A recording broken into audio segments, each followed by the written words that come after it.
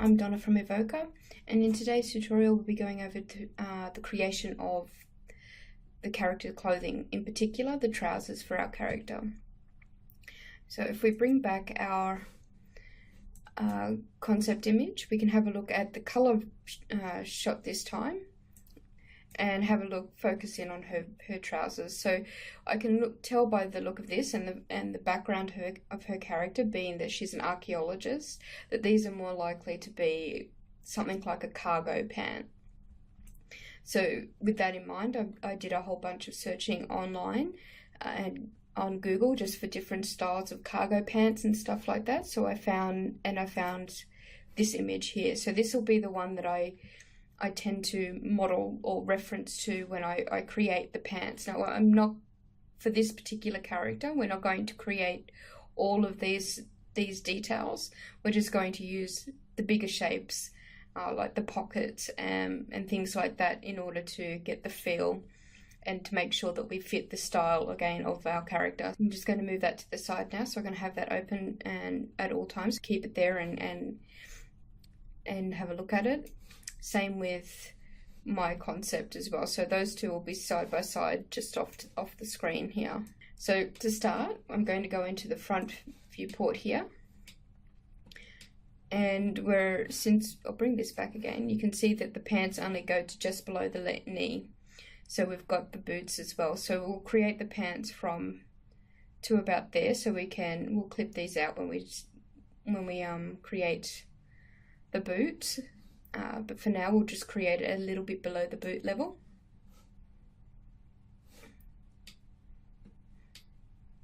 So we'll grab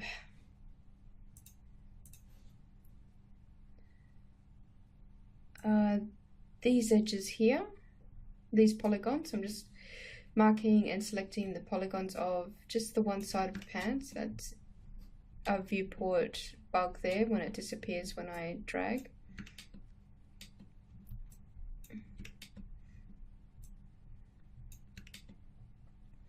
So just these ones at the front. So then I'm going to go into the side here, into the perspective, and make sure that I've gotten all of them around the body. So just filling in any holes that might have occurred. So yep, that looks pretty good. And back into the front, I'm just going to grab my scale tool. I'm just going to hold shift and extrude a little bit, just so it'll come up with the clone part mesh body options. And I'm just going to go clone to object, so it'll create its own object from the element that I just cloned. So I'll just call this pants.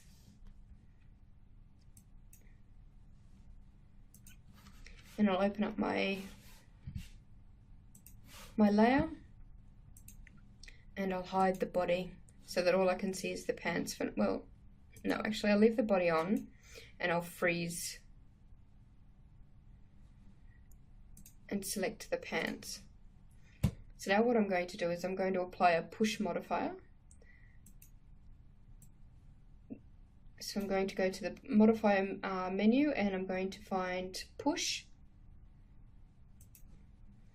And then in the push value, I'm just going to scale that up ever so slightly. I can put Alt X on so I can see how far away from the body this is going. We just want to put some thickness into the pants. Just having a look and seeing what that thickness looks like. Yep, and that looks pretty good. So I'm just going to collapse that stack. So now I've got the start of one leg of her trousers. Now obviously, with looking at our reference, there are adjustments that will need to be made. So for instance, the belt would not follow this angle. It would be a little bit straighter around the waist.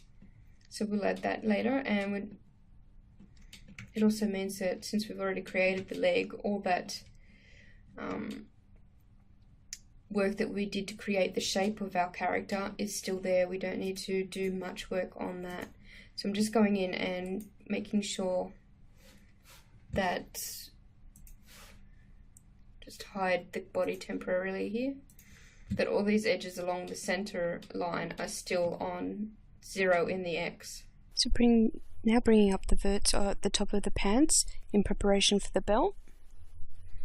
So just evening out the shape and making it look more like the top of pants. Just adjusting all the verts.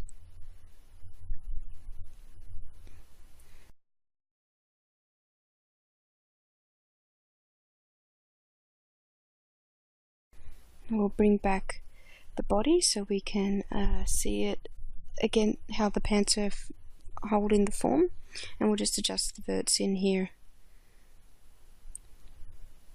making sure that they're not clipping through the base of the mesh.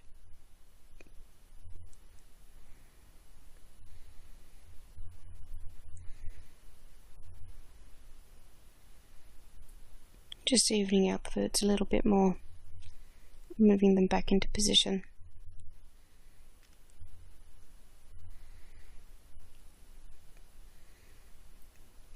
Keeping it close to the body.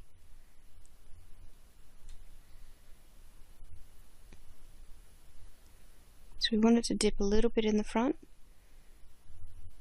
but we don't want it to be too low at the back either. So now we'll clone our pants and mirror them so we can create folds that are asymmetrical. Making sure we weld down the center of our pants, again with a small threshold. Now obviously we don't want the pants to follow too deeply into our bottom, so we're going to remove her wedgie just by removing some of these polygons and welding the verts together, and then just moving them out so that it doesn't go too far in, just evening it out as if the cloth is pulling across the back side.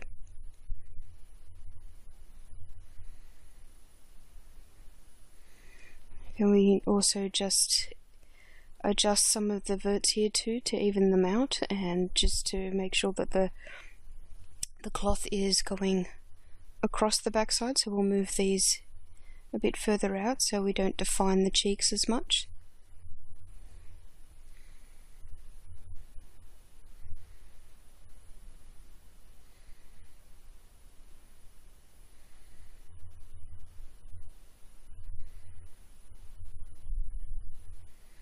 Okay, so now we're just checking the overall shape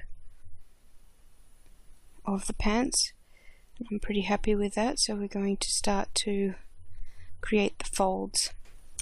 Now when we create folds, there are actually quite a few different types of folds. So you have pipe folds, you have zigzag folds, which are like compression folds, which you find at the back of the knee, you have spiral folds.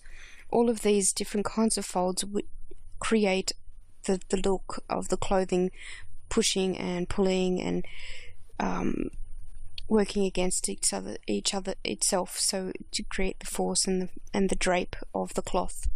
So a good read through of all these different types of folds can be found on this website here, but we keep it in mind when we create them, especially around the pants and what part of the leg we're doing.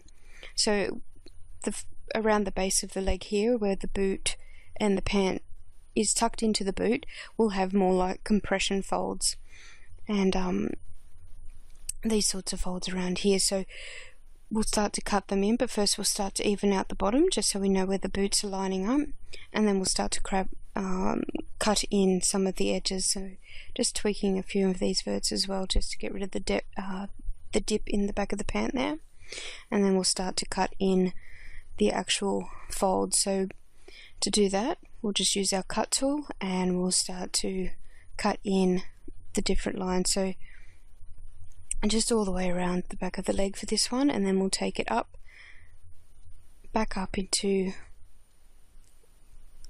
the knee there, and then we'll start to adjust the verts. So we'll pull out the base of the line we just cut, and we'll tuck in the top to create the first fold.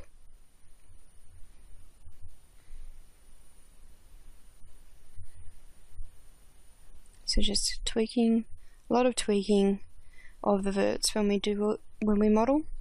So even the smallest tweak can make a big difference within the mesh itself. So just moving these verts around until we can get something that we like. Once that is done, we can continue to cut in our folds. We'll start with the next one around the base here. So again, just cutting in an edge and then up into an existing vert so that we keep the mesh as even and neat as possible. And now we've created a V, so this one will be dipping, I guess, kind of fold. So we'll pull out the base like we did before, and then the top as well, so it creates that compression type fold that we're looking for. So the zigzag type of look, where the pant is falling onto the boot.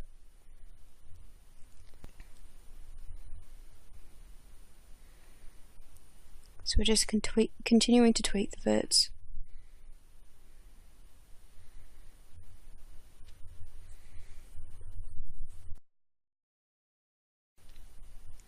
Once we're happy with that, we can continue to cut in and around our model. So we'll just continue this edge around to that one and join that, and then we can join this edge here as well. And again, just tweaking these verts to create the fold. So we're going to pull this one out and leave the top one in to create volume around the base of the top of the boot. And we don't want them to be even. Folds aren't particularly even, and the more variety you can put in there, the better off you are, but make sure that you follow, I guess, the law of gravity and the basic folds that you can find on that side. So if it's the top of the boot, you're going to find a compression. If you find at the back of the knee, you're going to find memory folds more than anything else. And that's just cloth that has been compressed so often that you can see the folds even when they're straight.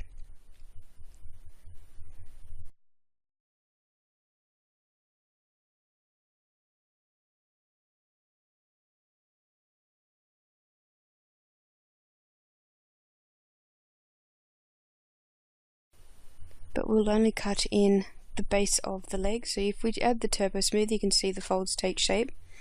You can start to see the fall of the actual pant. Okay, we need to cut in these major shapes because when we add a normal map, it just adds the finer detail. It will not change the shape of our silhouette.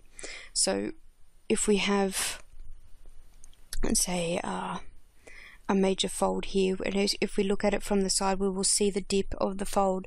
If we did that in the normal map, we would see depth, but we would not see the change in the silhouette. So when we look at it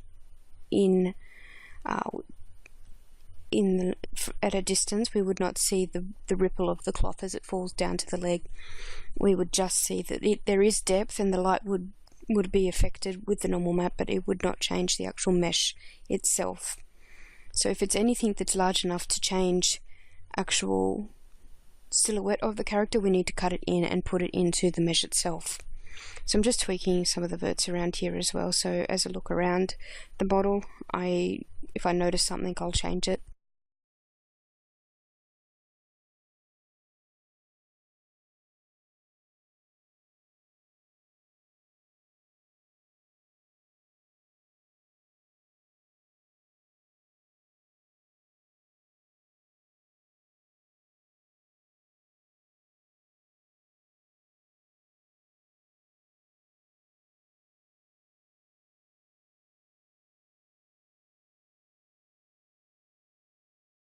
And so I'm happy with this So I'm going to start on the next leg. So just the same as before, but we don't want obviously to be exactly the same. So folds are not symmetrical.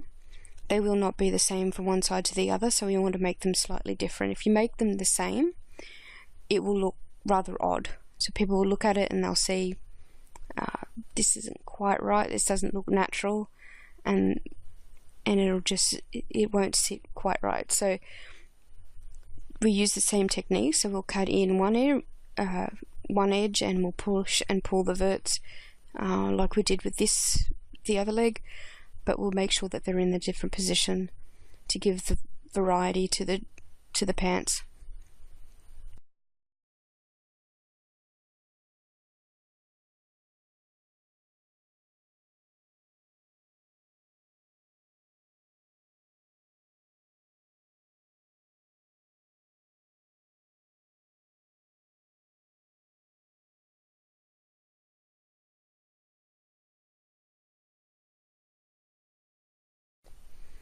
So yep, just pushing these out and pulling those ones, pushing those in to create the dip. Sometimes it's easier to do this with the turbo smooth on. Again, the turbo smooth will only be temporary. This is obviously not going to be used in our game mesh. It's far too high poly count, but it's a visual aid, so we can see how the folds are shaping as we cut into our mesh.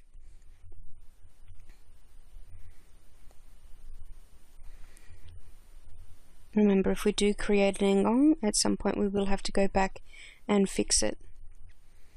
We only want polys or tris in our mesh.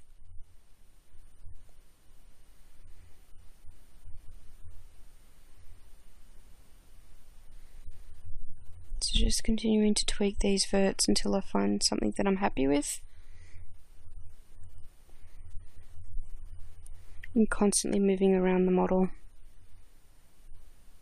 to make sure it looks the same in all views, or I'm happy with it in all views.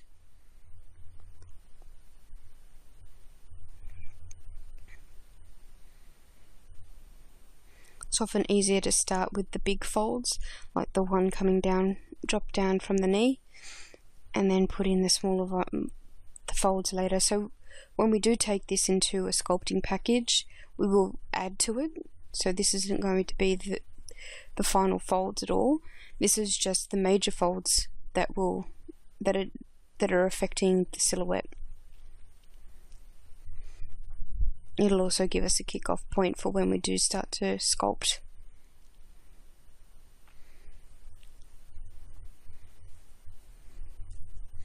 Of course, you can create all your folds this way. It can just be a bit more time consuming, and you will have to cut them down at a later date for your game mesh.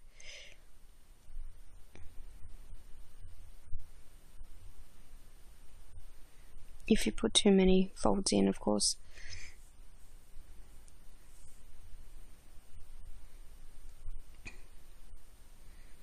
So just continuing around the leg. Make sure you do go all the way around the leg. You don't just stop at the back or at the front.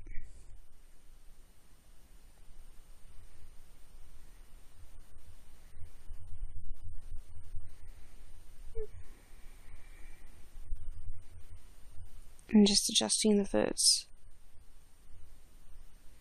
to create folds that I'm happy with.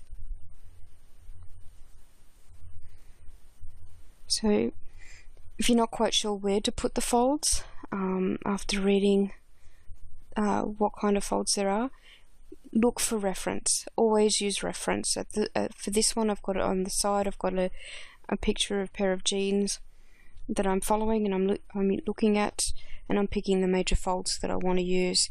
So always have reference, especially when it comes to folds.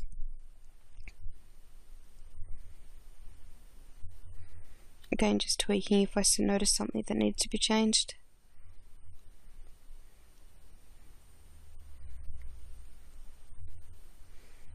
And I'll cut another drop fold in here as well around the back of the knee, from the front to the back of the knee.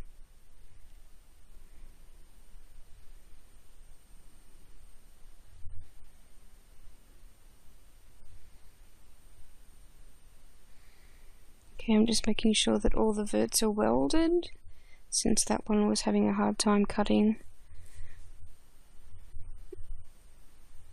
It can often mean that there's more than one vert in that spot.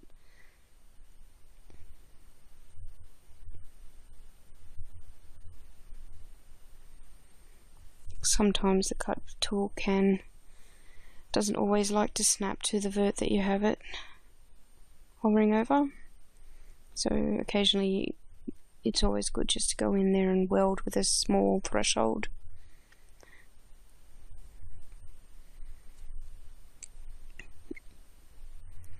And then moving around the leg again, just adjusting the verts until there's something that I'm happy with. There we go. I'm pretty happy with how these are looking at the moment. Just a few slight adjustments just to bring those down.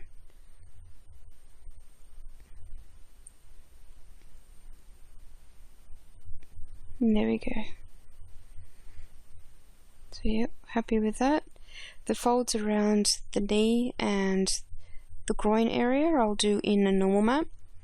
You don't really want to cut these in, as that they'll affect the geometry and therefore how it animates, so as it compresses and everything. So we'll continue on now and we'll create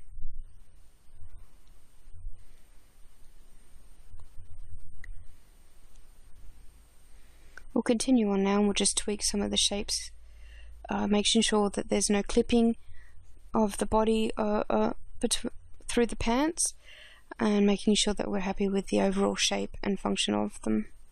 So yep, the folds are looking good, and so there's no clipping. We'll just tweak.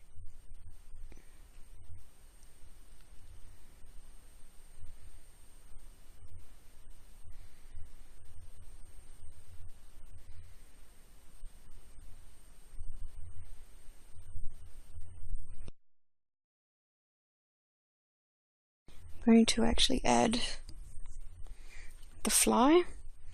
So this will just help us there's just a bit of extra dimension to the pants when we create it. We'll add to the depth when we do it when we sculpt it. Otherwise you can just leave it like this, but I'm just going to put the fly in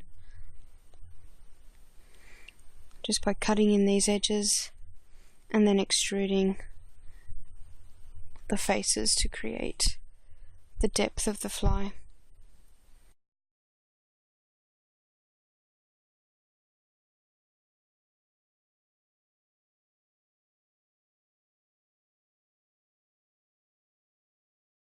So we only want it really to have depth on the one side where the zip is. The other side will fold back into the pants, so we'll just weld those verts back into the pant themselves, so we only have the lip on the one side where the zip would be. So just tweaking the verts, pushing these back in to create kind of a fold, and make sure and bring that up a little bit to show that there's a lip and there's two halves of the material that join.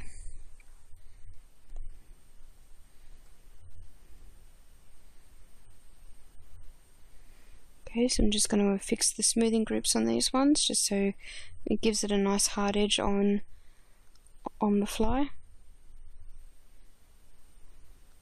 And then when I've got the turbo smooth on, I make sure I separate by smoothing groups in order to get that hard edge. So yep, this is looking pretty good.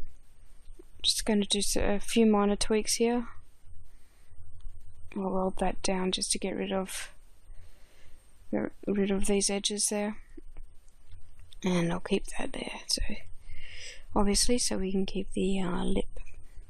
So now I'm just having a look at the actual edges of the tries, and I'm going to I flipped these edges in there.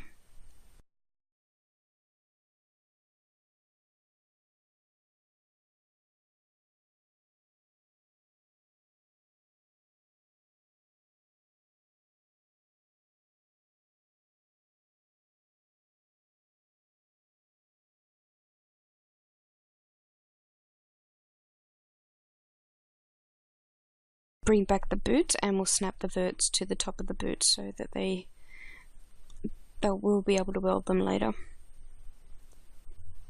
And the pants sit inside the boot.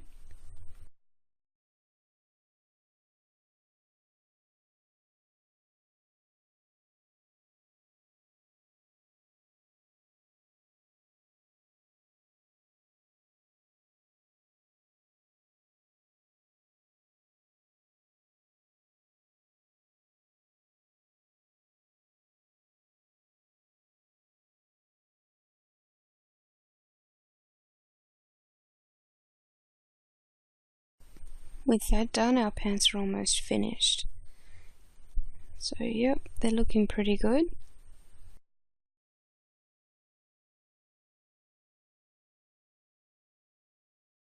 What we can do now is create the belt. So selecting this top edge loop, go into right click and go create shape, and then just name it belt spline or whatever you feel like, and it'll basically turns that top edge of the pants into its own curved shape.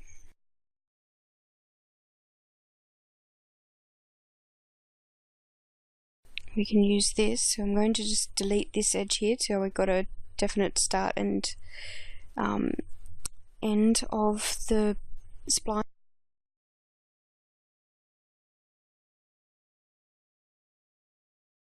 And then I'm going to create a box which will be the start of our belt. I'll move it into position so that it's basically in this spline is basically in the center of the box, but it touches the edge, so it doesn't go into the middle, but it doesn't intersect with the box, I should say, but it does sit on the edge and it's in about the middle of the edge of the box. So I'm just creating a bevel by selecting the outer edges and chamfering that. Selecting the end faces here, go into your ribbon, polygon, extrude along spline, then click the spline tool and click on the spline you want to extrude along, and the polygon will extrude along that spline there. So the spline tool is the little curvy tool at the bottom there, and then you can just adjust the edges to make sure that the curve is nice along there. You want to have about the same as the body, so you want to have about the same amount of edges as the body. So I'm just going to leave it about 25 should be about right, I think. No, I'll take it down to 24. So you can see it follows the form of the body and around the same amount of edge loops that the body has. So once that's done, you hit OK. We can reset the X formats and we can delete that spline as well. First we can join these two faces here.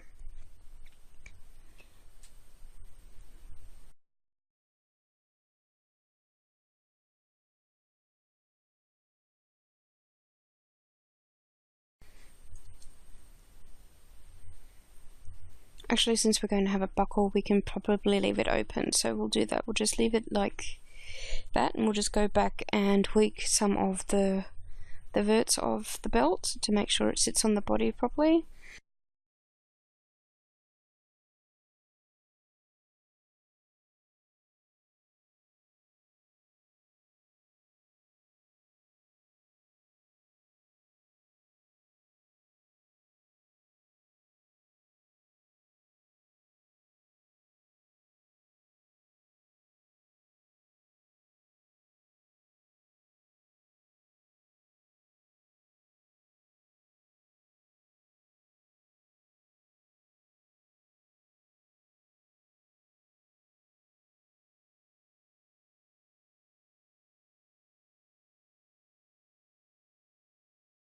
Then I'll change the color. This is just a visual aid for myself. I'll change the color of the mesh just to something that's closer to represents the concept. It's not necessary, I just like to do it so I can help picture the final product. And then I'll create another box for the buckle. So just a small box. It's just going to be a simple buckle. Delete the faces on the X, and then we'll clone and mirror it, and attach the two together, and welding those two, the edge verts together as well.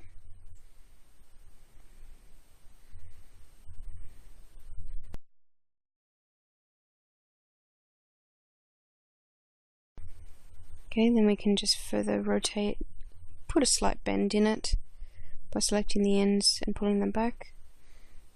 And we can add a chamfer to this as well, so a bevel to this, so just selecting the edges of the buckle again and putting a small chamfer. Again, just to add a bit of an edge to it that'll help pick up the light.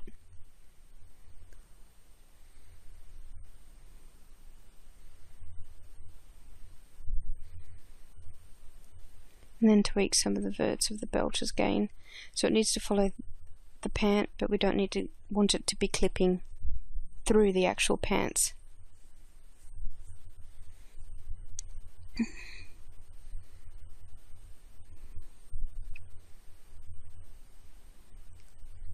Just having a look around the whole body and just fixing those areas.